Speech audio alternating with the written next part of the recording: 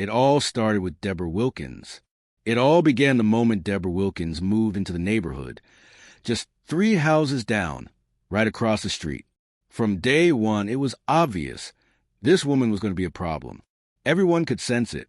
And within her very first week, she wasted no time proving us right.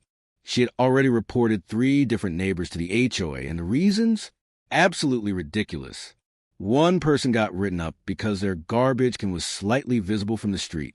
Another, their basketball hoop, which had been standing there peacefully for 12 years without a single complaint, was suddenly an issue.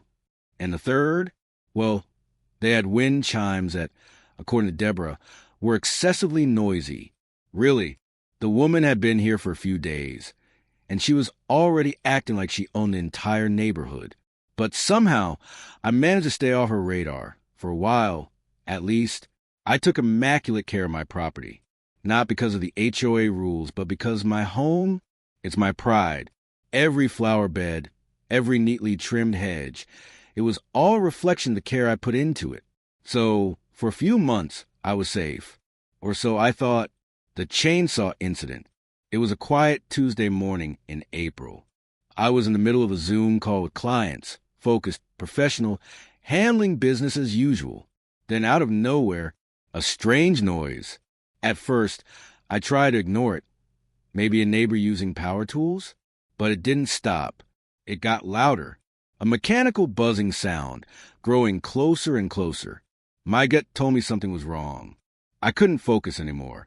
I excused myself from the call and walked toward the backyard window. And what I saw made my blood run cold. There in my backyard, with a chainsaw in her hands, was Deborah Wilkins. She was standing right beside my century-old oak tree, aggressively trying to saw through its thick, massive trunk. The woman was struggling. Clearly, she had underestimated the sheer size and strength of this tree. She had barely cut an inch into it, but the intent? That was crystal clear. She was determined to take it down. I stormed outside, heart pounding, voice shaking. But I forced myself to stay calm. "Excuse me." I called out, my tone firm but measured.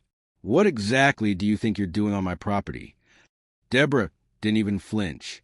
She looked up at me, her face completely unbothered, as if she hadn't just been caught red-handed, trespassing and trying to destroy my property. With a sickeningly sweet smile, one that never quite reached her eyes, she casually switched off the chainsaw. "Oh, Michael, good morning. I'm just taking care of this tree situation for you," she said, gesturing toward my oak tree as if it were some kind of disgusting eyesore. "Tree situation?" I repeated, stepping closer, my fists clenching at my sides. "There is no tree situation.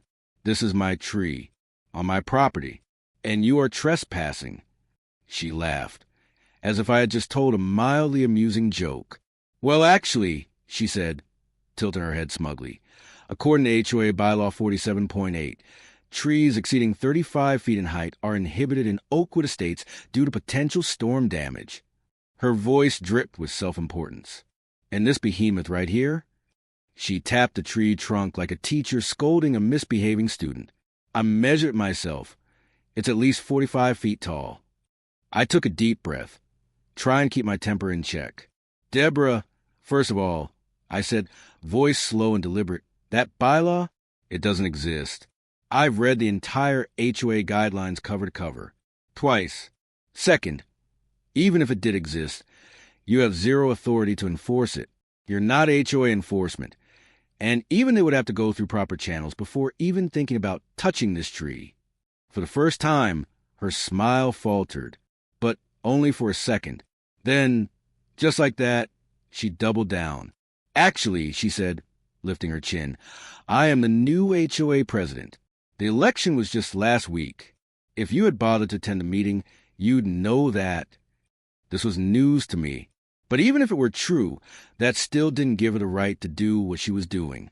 "Even as HOA president," I snapped, "you still can't just walk onto people's private property and start destroying things. That is criminal trespassing and destruction of property. So I'm going to say this once. Put down the chainsaw and get off my property, or I will call the police." She scoffed, placing a dramatic hand on her chest like I had just offended her. The police? For enforcing community standards? Don't be dramatic, Michael, she said, rolling her eyes. This tree is a hazard and an eyesore. Every fall, it drops leaves into my yard. I stared at her, stunned. Your yard is 3 houses down, and across the street. I deadpanned. And yes, Deborah, trees tend to drop leaves. That's how nature works. She ignored me. Instead, she picked up the chainsaw again. Well, I've already started, she shrugged. Might as well finish. The HOA board voted, and we're removing all oversized trees this month. Yours is just the first. That was it. I pulled out my phone. I'm calling 911. Right now. Something in my tone finally got through to her. She paused, her jaw clenched, and then she set the chainsaw down. Fine, she sneered, but you'll be receiving a formal violation notice. And there'll be fines, Michael. Daily fines, she hissed. This isn't over. With that, she gathered her things and stormed off my property, her blonde bob bouncing with each furious step. But I wasn't done. The moment she was gone, I called my lawyer. Then I called the police. And little did I know, this was just the beginning.